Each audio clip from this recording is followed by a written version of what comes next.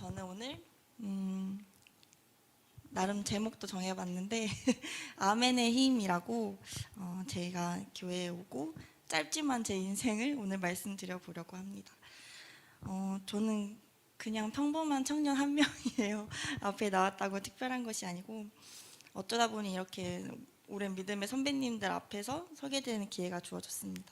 너무 떨리고 너무 부담스러운데 이 자리에 세워주신 것도 하나님의 은혜라는 생각에 감사하게 목사님 제안에 네 해볼게요 하고 말씀드리게 됐습니다. 집사님, 권사님들이 귀한 시간, 헛된 시간 되지 않길 바라는 마음으로 준비했는데 다들 아시다시피 제가 전하고자 하는 메시지는 단 하나인 것 같아요. 저한테 찾아와 주신 위대한 하나님 얘기를 하고자였어요. 이 자리에 딱 서게 되니까 맨날 앉아서 졸던 제 모습이 생각나서 목사님께 너무 죄송한 마음이 들었습니다. 최근에 청년부 수련회에서 남명아 집사님이 간증을 해주셨어요. 어린 시절 얘기부터 시작하시길래 저도 하나 배워서 어린 시절 얘기부터 시작을 해보겠습니다. 제 어린 시절을 곰곰이 생각을 해봤는데 전 진짜 나이답지 않게 생각하고 행동을 했던 것 같아요. 우리 교회 애기들 보면 땡깡도 부리고 누워서 뭐 소리도 지르고 하는데 저는 제 기억에는 그랬던 일이 저한테는 없었던 것 같아요. 왜냐하면 무엇을 해달라고 마음껏 편하게 얘기할 수 있는 가정 환경이 아니었고요. 엄마한테 나 이거 해줘, 이거 줘, 저거 줘 이렇게 말할 수 있는 그런 상황이 아니었어요. 그래서 저는 주위 눈치도 엄청 많이 받고 무엇보다도 전 남들 앞에서 주눅들면 안 된다 이런 생각을 항상 가지고 있어서 저 자신을 항상 많이 감췄던 것 같아요. 오죽하면 중학교 때 어떤 남자인 친구가 저한테 와서 넌 진짜 베일에 감춰진 애 같다 이런 말도 하고, 고등학교 때는 제가 중국으로 2달 동안 인턴십을 갔거든요. 친구랑. 얼마나 서로 의지를 하고 저희가 다잖아요. 부모님도 아무도 없는데. 근데 그 친구가 펑펑 울면서 저한테 너무 서운하다. 왜 너는 너 얘기를 하나도 해주지 않아? 이렇게 말할 정도로 저는 제 자신을 꽁꽁 감추던 사람이었어요. 그런 제가 어떻게 이 자리에 서서 제 이야기를 하고 또 지금 청년부 목자가 되어서 청년들의 나눔을 제가 이끌어갈 수 있나 생각해 보니 다시 한번 하나님 정말 위대하시고 대단하시구나 이렇게 생각이 들었던 것 같아요. 자세하게 제 얘기를 해보자면 저희 엄마가 생각해보니 지금의 제 나이 때부터 저랑 오빠를 혼자서 키우셨어요. 제가 딱 그 나이가 되니까 알게 된 게 얼마나 힘들었을까가 아니라 이거 불가능하다 였거든요. 좀 아침에 일어나서 씻고 나와서 교회 오는 것도 힘든데 어떻게 애들을 혼자 키웠을까, 이건 불가능한 일이다. 근데 그렇기 때문에 제가 더더욱 엄마한테 기대거나 바랄 수가 없었던 것 같아요. 그래서 저는 어렸을 때부터 그냥 자체적으로 혼자 어른이 돼서 커왔던 것 같아요. 나는 내가 지켜야 되고 책임도 내가 져야 돼, 이렇게 생각을 했던 것 같아요. 그리고 빠르게 스킵해서 고등학교로 가면 저는 중학교 때 막 공부를 그렇게 못하진 않았지만 고등학교를 진학할 때 괜한 오기로 상고에 진학을 하게 됩니다. 저는 뭐 아시는 분은 아시겠지만 보통 고집이 아니거든요. 그래서 엄마가 저한테 너는 대학을 보내주고 싶다, 인문계에 가면 안 되겠냐 했는데 엄마한테 엄마 나한테 한 달에 50만 원씩 하는 학원비 내줄 수 있어? 이렇게 엄마한테 대못을 받고 고집을 부리고 상고에 가게 돼요. 근데 또 막상 가면은 열심히는 하는 스타일이거든요, 제가. 그래서 고등학교 때 딱 첫 시험을 봤더니 반에서 2등을 하게 됩니다. 할만한데? 하는 생각이 딱 드는 거예요.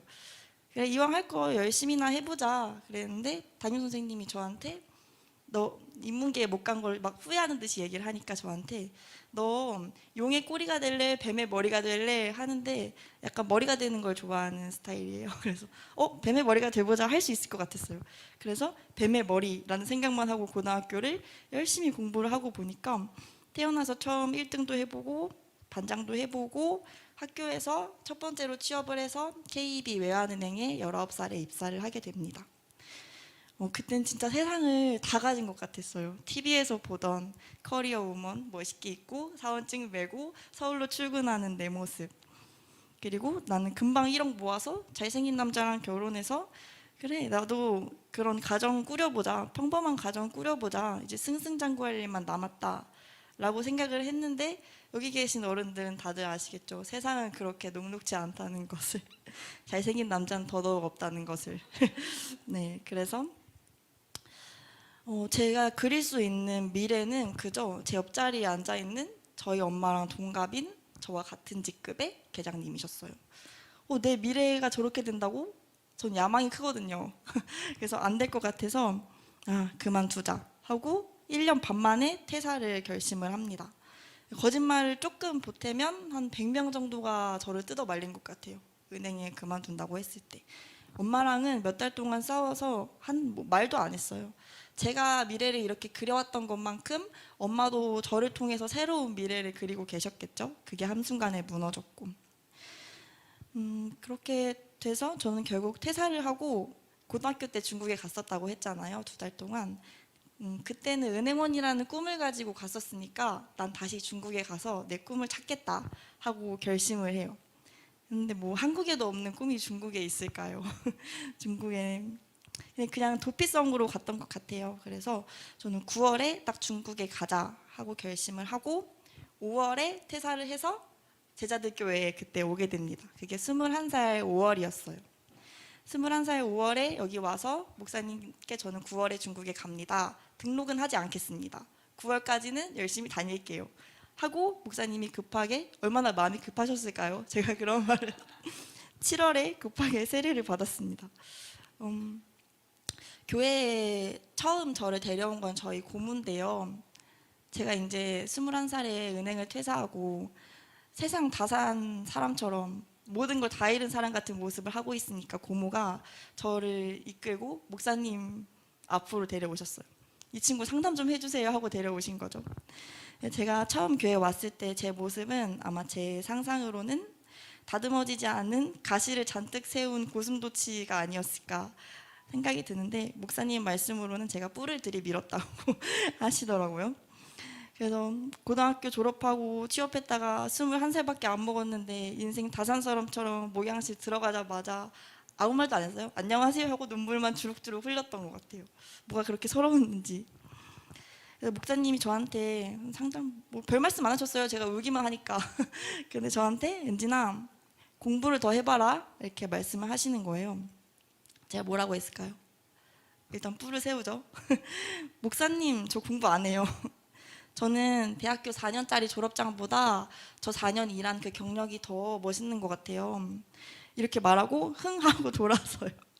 그리고 얼마 뒤에 목사님이 저한테 다시 은진아 상담을 해보는 게 어떻겠냐 또 말씀을 하셔요. 이제서야 고백을 하지만 속으로 나 돈 잘 벌 수 있는데 왜 상담을 하라고 하시는 거야.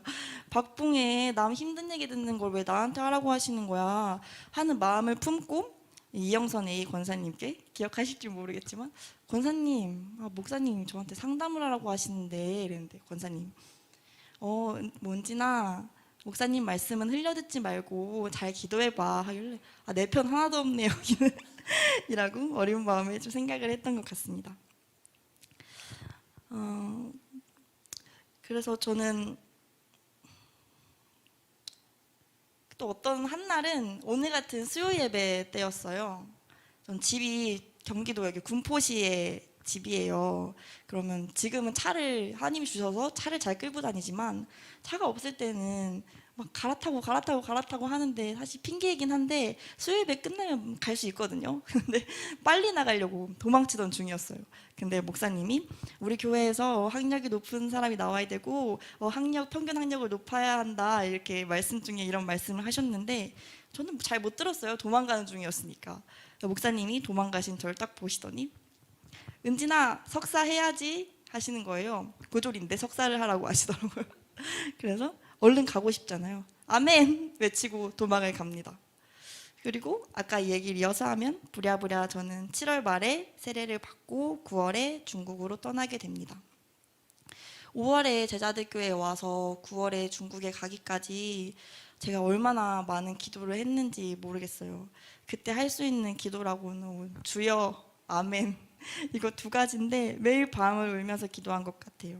멤버가 어떻게 되냐면 현주 언니, 승연 언니, 목사님, 목사님, 전덕호 집사님, 이수진 집사님. 어떤 구도인지가 그려지시죠?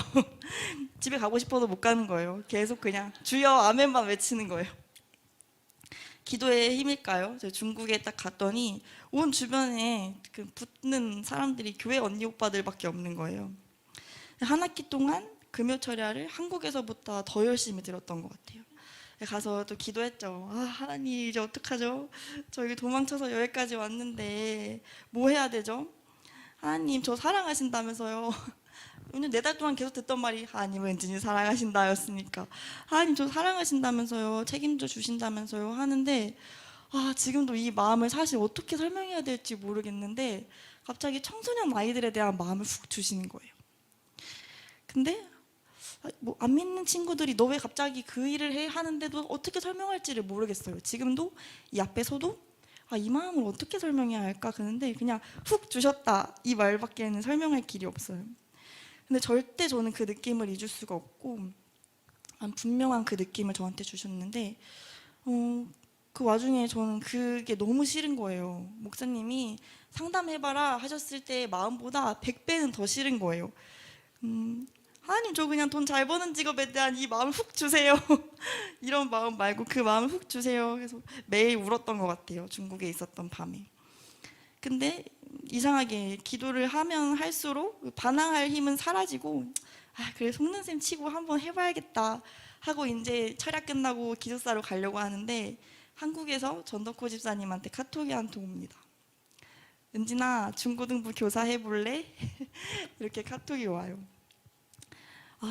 머리를 띵 하고 맞은 것 같은데 또 웃고 있더라고요 제가. 그래서 그냥 카톡 답장을 해요. 네 해볼게요 하고 저는 한국으로 돌아왔습니다. 그러고 제가 이제 신실한 청년으로 변화되었습니다 짠 하면 좋겠지만 그렇지 못했고 저는 이제 한국에 와서 다시 한번 취업 준비를 하다가 그제서야 고졸이라는 현실의 벽에 부딪힙니다. 그래서 그때 아는 방법도 없으니까 사이버로 대학교 공부를 시작했어요. 근데 돈을 또 벌어야 한다는 생각에 왜냐면 엄마 나 공부해야 돼 돈조를 할 수 없는 저였으니까요. 다시 돈을 벌러 청주로 떠나게 됩니다. 청주에 있는 회사도 남들이 보면 돈도 많이 주고 큰 회사고 연차도 많고 하는 회사인데 전혀 기도로 준비하지 않았어요. 그때는 저도 마음이 불편했는데 목사님은 또 저한테 절대 가지 못하게 뜯어 말리셨고 승연 언니도 계속 저한테 뜯어 말렸는데 나중에 들어보니 목사님이 시키셨대요.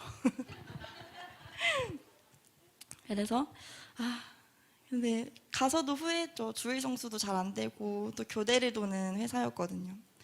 와중에 저는 또 계속 의심하는 마음 어리석게 그래 내가 딱 3년 동안 청주에서 회사를 다니면서 대학교 학위 딱 받고 그때까지 하나님 나한테 주셨던 훅 주셨던 그 마음이 사라지지 않으면 그만두고 딱 해보고 아니면 과감하게 그 꿈을 접자 했는데 제가 변덕이 둘째가라면 서럽거든요. 3년 동안 그 계획이 점점 더 뚜렷해졌던 것 같아요. 그래서 3교대를 돌아서 야간 근무를 하고 뭐 낮 근무하고 아침 근무를 하면서 사이버대학교 딱 학위를 받고 2년 전 7월에 딱 퇴사를 하게 됩니다.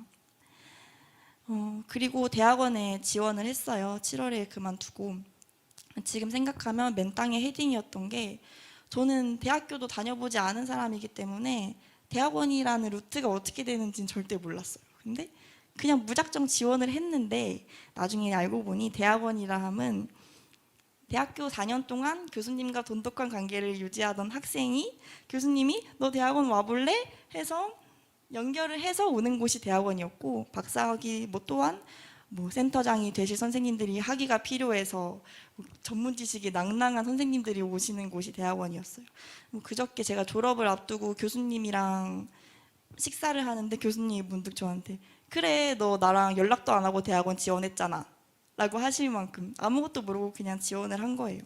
심지어 대학원 면접 때도 떨어지면 어쩌려고 회사를 그만두세요? 이런 말까지 저한테 하셨거든요 교수님이. 그래서 떨어뜨릴 건가 보다 이랬는데 하나님이 붙여주셨나 봐요. 9월 학기로 대학원에 들어가게 됩니다. 7월에 그만두고 딱 한 달 쉬고 9월에 대학원에 들어간 거예요. 하지만 저는 제대로 된 정규 대학교 졸업한 것도 아니고 상고 출신의 전공 지식은 아무것도 내 머릿속에 없고, 그렇다고 한 학기에 600만 원씩 턱턱 내가면서 대학원을 여유롭게 다닐 수 있는 가정환경은 더더욱 아니었습니다. 딱 첫 수업, 9월 1일 첫 수업을 개강하고 듣는데 너무 어렵고 무슨 소리인지 진짜 3시간 내내 한마디도 못 알아듣겠는 거예요. 내가 바보다. 나 진짜 내 능력 바뀌구나. 이 생각이 들어서 교회 와서 목사님한테 징징징징징, 목사님 저 바보예요. 저 아무것도 몰라요. 근데 목사님이 엄청 달래주셨던 기억이 나는 것 같아요. 그때 이제 하나님한테 고백을 했어요. 하나님, 저 아무것도 모르겠어요. 나 아무것도 혼자 못해요. 하나님 도와주세요. 하나님이 해주세요. 하나님이 저한테 이 마음 주셨으니까 책임져 주세요. 이런 고백을 처음으로 해본 것 같아요. 근데 하나님도 이거를 기다리셨던 것 같아요. 딱 대학원에 들어가서 우연한 기회로 초등학교 동창이 거기 있어서 조교 자리가 하나 있대요. 제가 그 조교를 했는데 절대 자리가 나는 자리가 아니거든요. 조교 자리가 있다고 하필 그때 또 사람이 부족하다고 저한테 할 거네요. 무조건 해야죠. 뭐라도 해야죠. 아무것도 모르는데. 해보겠다 해서 조교의 기회가 주어져서 저는 2년 내내 전액 장학금으로 대학원 다녔고, 또 아무것도 들은 게 없었던 제 머릿속이었죠. 근데 열심히 이것저것 집어넣고 하나님께 지혜 구해서 저는 2년 내내 A+ 성적을 유지하고 졸업을 했습니다. 감사합니다. 그리고 웃기지만 목사님이 은진아 상담을 해봐라 이 한마디가 그렇게 싫었던 저는 지금 대학교 상담센터 인턴 상담사로 근무를 하고 있습니다. 이제는 너무 재밌고 왜 나한테 이런 아픔을 이런 힘듦을 주신 걸까, 그렇게 어린 나한테 하나님 나 사랑하신다면서 하고 원망했던 제 마음이 이런 경험이 상담할 때 이렇게 쓰이는구나, 저 사람의 마음을 내가 이렇게 만질 수 있겠구나 하는 여유까지 생긴 것 같아요. 오히려 하나님 그런 경험을 하게 해주셔서 감사합니다 고백할 수 있었어요. 말씀을 하나 제가 읽고 싶은데요. 역대상 4장 9절에서 10절 말씀을 보면 다들 잘 아시겠지만 야베스의 이야기가 나옵니다. 야베스는 그의 형제보다 귀중한 자라. 그의 어머니가 이름하여 이르되 야베스라 하였으니 이는 내가 수고로이 낳았다 함이었더라. 야베스가 이스라엘 하나님께 아뢰어 이르되 주께서 내게 복을 주시려거든 나의 지역을 넓히시고 주의 손으로 나를 도우사 나로 환난을 벗어나 내게 근심이 없게 하옵소서 하였더니 하나님이 그가 구하는 것을 허락하셨더라. 아멘. 제가 이 말씀을 올해 초에 목사님이 청년 신방을 하실 때 해주셨던 말씀이에요. 제가 다이어리를 들고 왔는데 그날 너무 제 얘기처럼 내가 야베스인 것만 같은 마음에 다이어리에 적은 걸 한번 읽어드릴게요. 수고로이 낳았다. 이름의 뜻만 보아도 보잘것없는 삶이라 보여질 수 있는 야베스. 어쩌면 내 삶과 같지 않을까? 믿는 부모와 가정의 울타리도 금전적인 풍요도 뛰어난 외모도 비상한 지식도 없는 나지만 하나님이 사용하고 복주시니 내가 정한 세상이 정한 인간의 한계를 뚫을 수 있게 된다. 이렇게 제가 이 말씀을 많이 품었던 것 같은데 어떻게 아이 이름을 수고로이 낳았다라는 뜻으로 지었을까요? 김 엄마를 힘들게 하며 태어남이라는 이름을 가지고 그 이름처럼 살아온 야베스. 정말 남 얘기 같지 않다는 생각을 하고 이 말씀을 들었는데 저는 제 어린 시절이 너무 재수가 없다라고 생각하고 살았었어요. 근데 돌이켜보니까 제가 더욱 기도할 수밖에 없었던 이유였어요. 야베스가 상처를 안고 상처를 부둥켜 안고 간절하게 기도하며 상한 마음으로 나아갔던 야베스, 그리고 그한테 응답해 주신 하나님, 내가 하나님 알지 못했으면 여전히 그 상처에 매여서 저는 살아갔을 거예요. 왜 나한테만 이렇게 재수 없는 이렇게 생각했을 거예요. 하지만 저는 이제 기도할 수 있거든요. 저는 세상에서 제일 든든한 아버지가 생겼어요. 제가 드라마틱하게 저는 하나님 만나고 이렇게 변화된 삶을 살았습니다. 매일 새벽 기도도 하고요. 저는 기도하며 깨고 기도하며 잠들어요 라고 말하면 이 자리에 앉아있는 우리 중고등부 병준이한테 너무 당당한 선생님이 될 수 있을 것 같지만 사실 그런 고백을 하기가 저는 지금은 어려워요. 그래서 저는 그저 위대하신 하나님의 살아계심을 나는 알게 됐고 그런 하나님 언제나 내 편이심을 저는 알게 됐고요. 제가 아무리 까불고 뒹굴어도 하나님 손안에 있음을 저는 알게 됐습니다. 이제는 하나님의 어린아이가 되어서 하나님 안에 사는 삶을 살 수 있게 되었습니다. 비록 예전에 뿔이 가끔 올라올 때도 있는데요. 이제는 금방 꺾인다는 것을 알게 됐습니다. 저희가 이번에 중고등부 수련회를 외부 캠프로 다녀왔어요.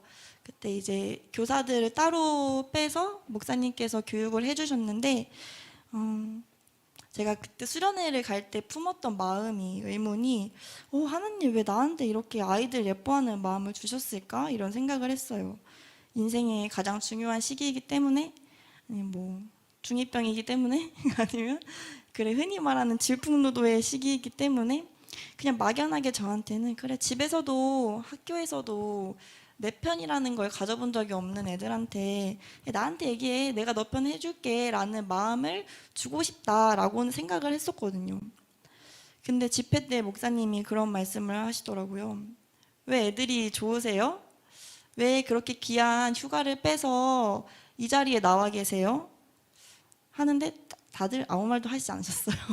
다 조용한 분위기 속에서 목사님이 너네가 무슨 짓을 해도 우리는 너네 편이 되어줄 수 있어 이런 마음에 온 거 아니세요? 하시면서 이게 바로 우리를 보시는 하나님의 마음이지 않을까요? 하시는데 심장이 얼마나 빠르게 뛰었는지 모르겠어요.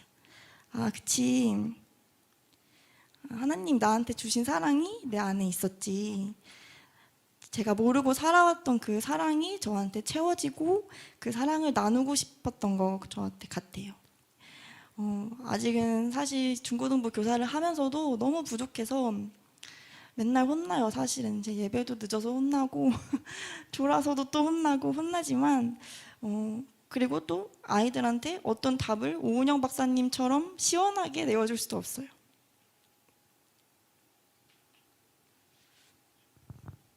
제가 멋지고 자랑스러운 선생님이 되어줄 수는 없지만 하나님 날 사랑하시는 것처럼 나도 한계 없는 사랑을 아이들에게 주고 싶다라는 마음의 확신이 다시 한번 들었던 수련회였던 것 같습니다. 상처로 가득했던 제가 하나님을 모르고 이제껏 뿔을 들이밀고 내 힘을 의지하며 살았다면 도대체 어떤 순간에 무너졌을까 생각해보지만 사실 생각도 하고 싶지 않아요. 그래서 아멘 한마디에 제가 고졸이었던 제가 어느 순간 석사가 되어 있는 게 너무 신기하고 재밌지 않나요? 하나님이 저한테 얼마나 큰 비전과 꿈을 주실지 저는 매일매일이 설레고 매일 행복해요. 사실 교회 안에서도 저한테 무슨 일을 주실 때마다 갑자기 하루아침에 목자를 하라고 하시고 중고등부 교사를 하면서 이것저것 다 시키시지만 가끔 뿔이 이렇게 올라오지만 왜 해야 되지 내가? 하지만 그래 하나님 나를 어떻게 쓰실지 모르는데 해야지 하고 생각하면 그 뿔이 쏙 들어가요. 그래도 안 힘든 건 아니니까 너무 많이 시키지 말아주세요. 네, 저는 이 자리를 통해서 저와 함께 하셨던 위대하신 하나님, 한계가 없으신 하나님 전하고 싶었고 저한테 주신 이 귀한 비전과 소망이 청년부 언니 동생들 또 청소년부 아이들에게도 전달되는 바람이었던 것 같아요. 네, 여기까지가 제가 만난 하나님이고 저한테는 아직 한 가지 숙제가 있어요. 저희 가족들이 함께 이 자리에 나오는 거. 저 혼자 기도하는 것보다 여기 계신 20분이 해주시면 20배 더 빨리 올 수 있지 않을까 싶은 마음에 함께 기도해 주시면 감사하겠습니다. 그래도 오늘 감사히 목사님, 사모님 이렇게 같이 제 졸업식을 축하해 주러 오셨는데 엄마와 목사님 처음으로 마주하는 자리였어요. 근데 식사할 때 이제 기도를 하잖아요. 저는 28년 동안 처음으로 엄마랑 같이 눈 감고 기도를 해봤어요. 네. 그래서 빨리 엄마를 위한 기도를 많이 하고 엄마도 이 자리에 나오면 좋겠다.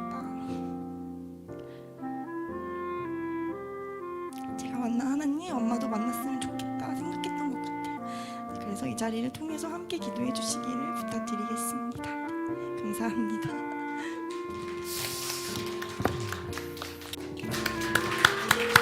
아멘. 아유, 감사합니다. 그러니까 여러분의 아픔, 아직 그 미완의 여러분의 이야기들이 계속해서 하나님 안에서 우리의 삶의 배후에서 큰 보폭으로 지금 일하고 계세요. 그러니까 여러분 아픈 게 아니라 재료예요. 여러분 고통, 주저앉음, 오늘 아브람 얘기하려고 했잖아요. 가나안 땅 간 게 아니라 가나안에서 점점점 애굽 땅 가서 아내도 팔아먹는 아주 형편없는 아브라함이에요. 우리는 이삭 바친 얘기만 생각하는데 아니에요. 그런 시야가 좁아져서 원망하고 고작 이겁니까? 라고 하는 그런 많은 방황을 하면서 아브라함인 거예요. 그래서 우리도 하나님의 계획 속에, 뜻 속에, 인도하심 속에 여러분이 있다는 것을 한순간도 잊지 않기를 축복합니다.